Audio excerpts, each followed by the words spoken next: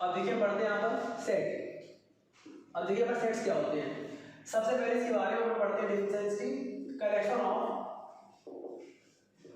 Of all fix data. अगर कोई data आपके फिक्स वैल्यू में अगर आपको डेटा मालूम है तो उसके कलेक्शन को हम लोग बोलते हैं सेट्स। ओके, आपको एग्जांपल दिखाते हैं यहाँ पर। मान लिया हमने एग्जांपल यहाँ पर ए लिया, मैंने एग्जांपल ए का। ए इज इक्वल टू 1 2 3 4 5 और यहाँ पर मैंने एक और लिया एग्जांपल बी का, उसमें लिखा है कलेक्शन ऑफ वॉवेल्स। अब देखिए यहाँ पर ध्यान से, यहाँ पर ए और यहाँ पर लिखा है बी। ए में लिखा हुआ है 1 2 3 4 5। तो ये हमारा क्या हो गया सेट, क्योंकि इसके अंदर कुछ 5 नंबर यहाँ पर लिखे हैं और उनका कलेक्शन यहाँ पर दिखा रहा है, वो है सेट ए। यहाँ पर देखिए सेट बी में लिखा हुआ है कलेक्शन ऑफ वॉवेल्स, यानी कि आपको दिखा रहा है वॉवेल्स है कलेक्शन। इस सेट बी को आप ऐसे भी तो दिखा सकते हैं, इसे हम चाहें तो ऐसे बोल सकते हैं ए ई आई ओ एंड यू। तो जो यहाँ पर लिखा है ए ई आई ओ यू, ये या फिर कलेक्शन ऑफ वॉवेल्स, दोनों बात एक ही है। तो यहाँ पर ए और बी यहाँ पर क्या सेट है, ध्यान रखिएगा। सेट के लिए हमेशा हम लोग कर्ली ब्रैकेट का ही इस्तेमाल करेंगे।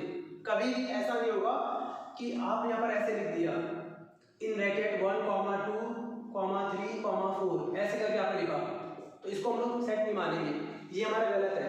1 2 3 4 ये तो ठीक है, डेटा आपको दिखा रहे हैं, पर इसमें आपने स्क्वायर ब्रैकेट का आपने यहाँ पर इस्तेमाल नहीं किया, गलत है। अगर आपने यहाँ पर स्मॉल ब्रैकेट लगा दिया, वो गलत है। यहाँ पर क्या लगाना है आपको, सिर्फ और सिर्फ कर्ली ब्रैकेट आपको यहाँ पर अप्लाई करना है। कर्ली ब्रैकेट के अंदर ही आपका सेट होना चाहिए।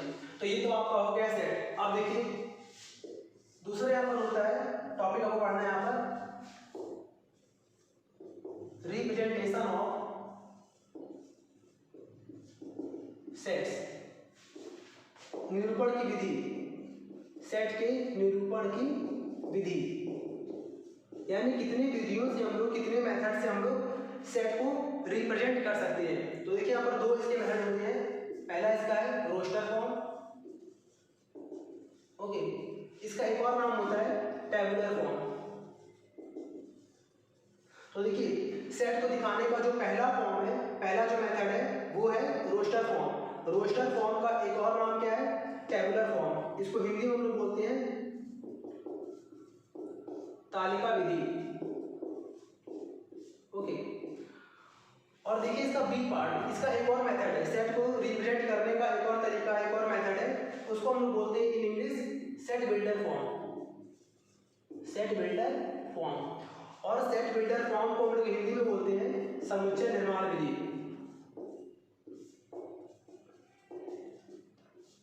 समुच्चय निर्माण विधि। अब यहाँ पर देखिए बहुत ध्यान से समझिएगा। आपको तो मालूम होगा कि यहाँ पर सेट क्या होता है, लेकिन उसके बाद से यहाँ पर सेट को जो दिखाने के दो तरीके हैं, रोस्टर फॉर्म और सेट बिल्डर फॉर्म, यानी कि तालिका विधि और समुच्चय निर्माण विधि। ये कैसी होती है, आपको इन दोनों के बारे में अभी आपको हम एग्जाम्पल से दिखाते हैं। इसे आप कॉपी कर लीजिए जल्दी से।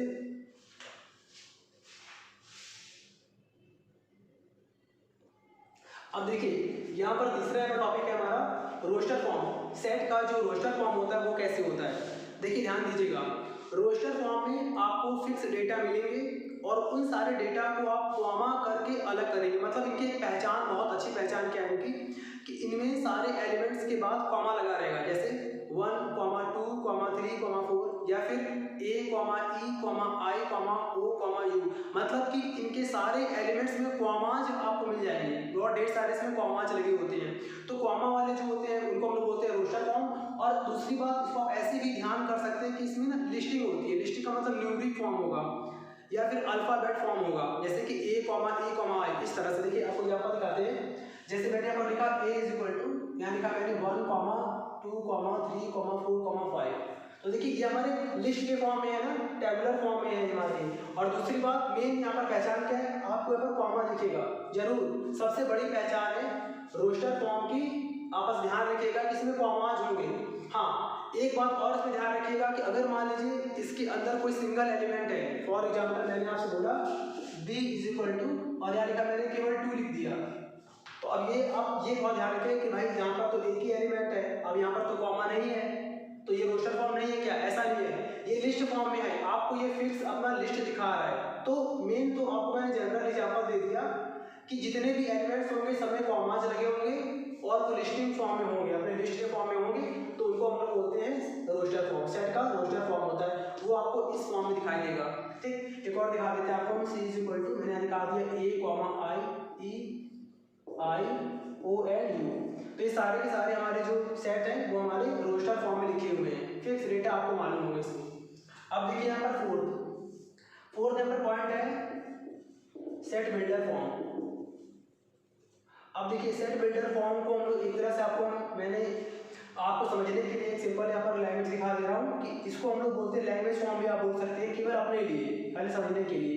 लैंग्वेज फॉर्म का मतलब कि इसमें जरूर एक ना स्टेटमेंट आ जाएगा, थोड़ा बहुत ही आएगा। वैसे नॉर्मल तो आपको एक स्टेटमेंट दिख जाएगा, लेकिन शायद से कभी कभी क्या होता है बहुत छोटा सा इसमें सेंटेंस आ जाता है, या फिर बहुत छोटा सा इसमें एक लैंग्वेज दे देगा, तो इसमें आपको डेटा कॉमा से नहीं होंगे। इसमें इसकी खास बात क्या है कि सेट बिल्डर फॉर्म में कॉमाज नहीं होंगे और इसके थोड़ा सा आपको लैंग्वेज दे देगा। जैसे मैंने यहाँ पर लिखा A इज इक्वल टू, मैंने यहाँ पर लिख दिया नंबर्स लेस देन 5। यहाँ पर क्या लिखा हुआ है नंबर्स लेस देन 5, यानी कि A एक ऐसा सेट है जिसके अंदर ऐसे एलिमेंट्स हैं जो 5 से क्या है छोटे हैं। ठीक, अच्छा एलिमेंट्स में बार बार यहाँ पर इस्तेमाल कर रहा हूँ एलिमेंट्स, तो एलिमेंट्स क्या है ये देखिए, जैसे कि सेट नंबर 1 है, यहाँ पर सेट के अंदर क्या लिखा है 1, 2, 3, 4, 5, तो जो भी इसके अंदर एलिमेंट्स हैं 1, 2, 3, ये मैं इसकी बात कर रहा हूँ। तो यहाँ पर क्या लिखा गया है नंबर्स लेस देन 5 का मतलब क्या कि 5 से जितने भी छोटे नंबर हैं उसमें आपका A आएगा। मतलब कहने का देखिए ऐसे A इज इक्वल टू, मैंने लिखा मान लीजिए, इसका आंसर देखिए कितना कितना पॉसिबल है 4, 3, 2, 1, -1, -2 सो ऑन। तो देखिए इसके अंदर जितने भी फॉर्म आपके लिखे हैं वो सारे के सारे ऐसे नंबर है जो 5 से क्या है छोटे हैं, लेकिन जो आपका ऊपर यहाँ लिखा हुआ है लैंग्वेज फॉर्म में नंबर्स लेस देन 5, ये हमारा सेट बिल्डर फॉर्म है। और जबकि ये जो लिखा है A 4, 3, 2, 1, -1, -2, ये और ये बात एक ही है, बट इसमें कॉमा से लिखा हुआ है, इसमें लिस्ट फॉर्म में लिखा हुआ है, तो इसीलिए ये हमारा सेट बिल्डर फॉर्म नहीं माना जाएगा। तो देखिए इस तरह से आपके दो फॉर्म हो गए, एक हो गया आपका रोस्टर फॉर्म, एक आपका हो गया सेट बिल्डर फॉर्म।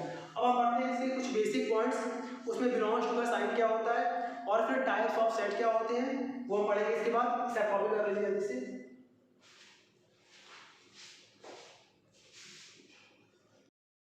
अब देखिए यहाँ पर पांचवा पॉइंट, अब इसमें सेट में पढ़ना है हम लोग को। पांचवा पॉइंट क्या है एलिमेंट्स ऑफ अ सेट, यानी कि सेट के एलिमेंट्स क्या होते हैं उस पर थोड़ा सा हम लोग ध्यान देंगे।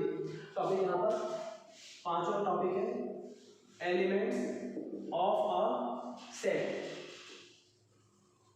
अब देखिए इसमें क्या है, जैसे मैंने आपको एग्जांपल्स दिखा रहा हूँ। मैंने यहाँ पर एग्जांपल मान लिया A इज इक्वल टू लिखा है, मान लीजिए A, E, I, O and U, और सारे के सारे इसमें डेटा के बाद कॉमा लगा हुआ है A, E, I, O, U। ये आपका मान लीजिए एक सेट आपको दे रखा है, ठीक है।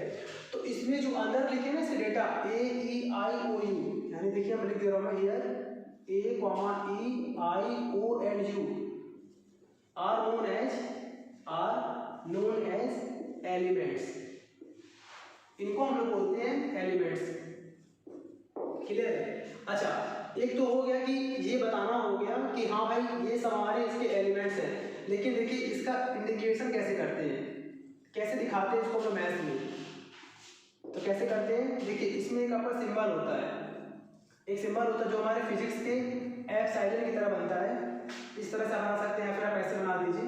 ये हमारा एक सिंबल है, इसको हम लोग पढ़ते हैं वैसे क्या है, इसको हम लोग पढ़ते हैं बिलोंग्स टू, इसको हम लोग पढ़ते हैं बिलोंग्स टू, ठीक है।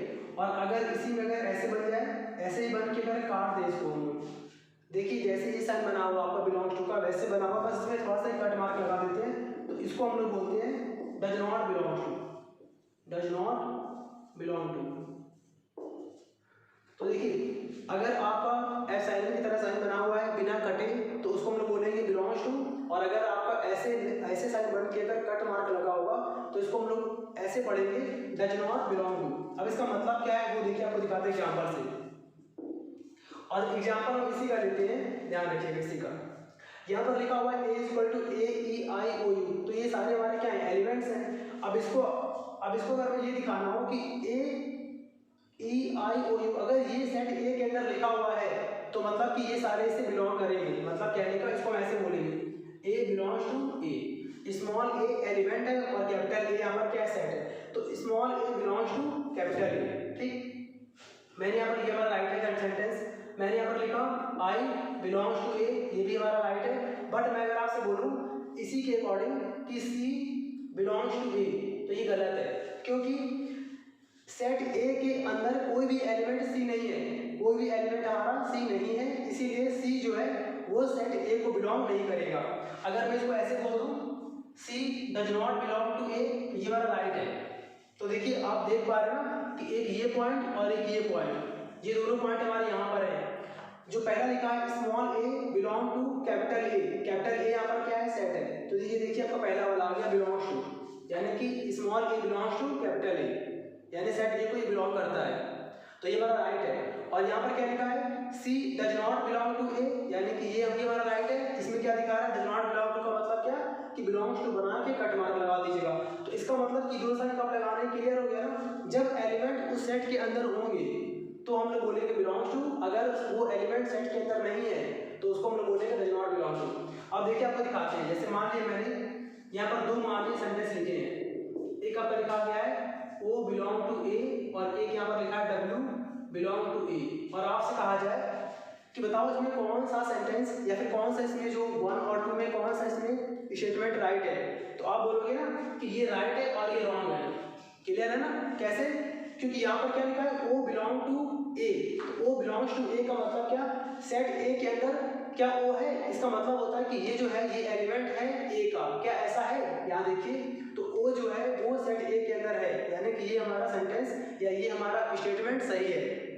यहाँ पर लिखा हुआ है W बिलोंग्स टू ए, इसका मतलब क्या कि ये जो है W है, ये क्या है, इसका मतलब समझिए आप बहुत आराम से, इसका मतलब है कि जो W है वो ए का एलिमेंट है। क्या ऐसा दिख रहा है आपको यहाँ पर, इसमें कहीं भी W आ रहा है क्या, नहीं आ रहा है, यानी कि ये हमारा क्या रॉन्ग है। अगर इसी में मैंने ऐसे लिखा W does not belongs to A, ये राइट है। ये स्टेटमेंट क्या हमें समझा रहा है कि जो W है वो ए का एलिमेंट नहीं है, और वो हमारे यहाँ पर दिख भी रहा है कि सेट ए के अंदर W नहीं आ रहा है, यानी कि ये हमारा स्टेटमेंट क्या है, राइट है। तो इस तरह से आपको बिलोंग्स टू और डज नॉट बिलोंग टू का यूज करना है। ओके, इसे आप कॉपी कर लीजिए, फिर हम पढ़ते हैं आगे।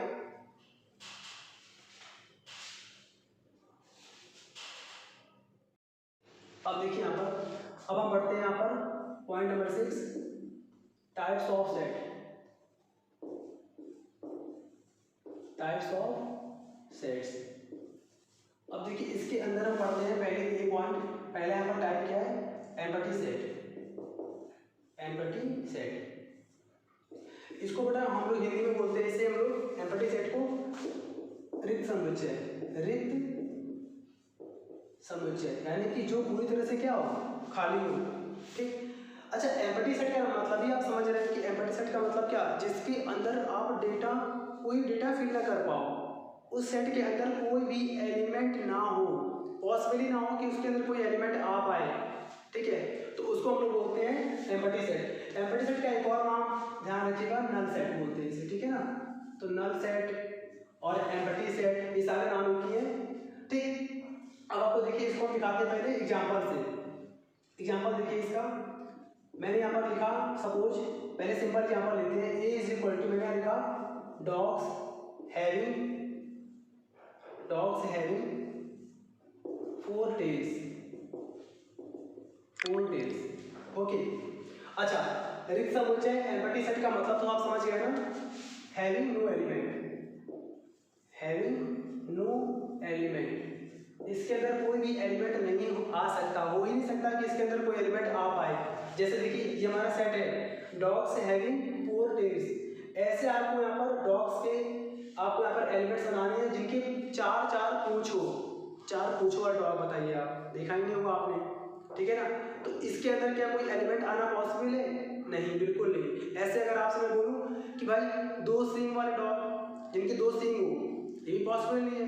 तो जितने भी ऐसे करके आपके एग्जाम्पल्स हैं, ठीक है, तो उसे हम लोग बोलते हैं क्या, एम्पटी सेट। अच्छा ये बताइए कि ये कौन से फॉर्म में लिखा है, सेट बिल्डर फॉर्म है या रोस्टर फॉर्म है, ये हमारा क्या है, सेट बिल्डर फॉर्म है, ये हमारा सेट बिल्डर फॉर्म। कैसे मालूम चला, आपको मालूम हो गया, इसमें लैंग्वेज आ रही है। ओके एक और देखिए यहाँ पर इसका मैंने लिया, यहाँ पर लिखा मैंने b इज इक्वल टू, और यहाँ लिखा मैंने x such that x belongs to z and x square is equal to 2। मैंने यहाँ पर एक सेट बनाया, x is such that x and x belong to z and, और उस x का जो स्क्वायर है वो किसके इक्वल है, 2 के इक्वल है। आपको बताना है कि ये जो लिखा हुआ है b सेट, ये सेट b एम्प्टी सेट के अंदर आ रहा है या नहीं। तो कैसे मालूम चलेगा, अगर इस सेट को हम लोग सॉल्व करेंगे इसको, अगर इसके अंदर कुछ एलिमेंट बन पा रहे हैं तो एम्प्टी सेट नहीं होगा, और अगर इसको हम सॉल्व कर रहे हैं और इसके अंदर कोई भी एलिमेंट नहीं आ ही ना पाए, इसके अंदर कोई पॉसिबिलिटी ना हो एलिमेंट के बनने की, तो उसको हम लोग क्या बोलेंगे, एम्प्टी सेट। अब देखिए अपन कैसे सॉल्व करते हैं इसको, ध्यान दीजिएगा।